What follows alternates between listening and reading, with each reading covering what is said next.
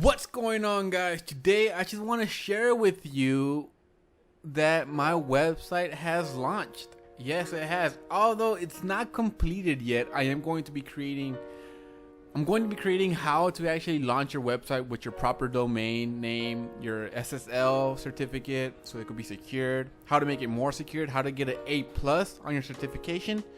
We're going to set it up with Nginx as well.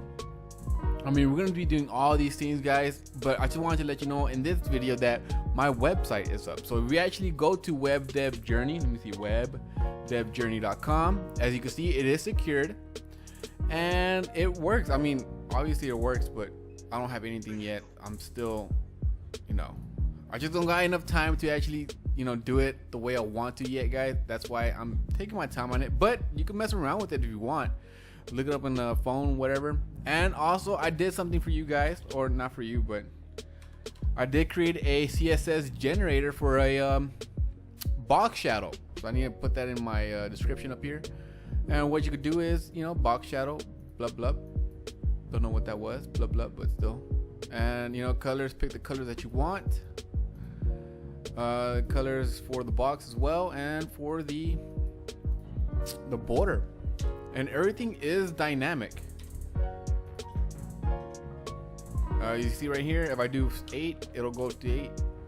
Everything is dynamic. Border box, I'm gonna get dotted. I'm gonna get a 5 so you can see the dots, and I want the dots to be green. But if you keep on, everything's dynamic, so you keep on typing. It's awesome, guys. I just wanted to let you know, guys, my website is up, and so is this little box generator. But it's pretty cool, guys. Check it out, please, and tell me what you think in the comments down below. What can I make it better? How can I make it better? What can I do? But there is a video coming out, guys. Do not worry about that, guys. There is a video coming out about this.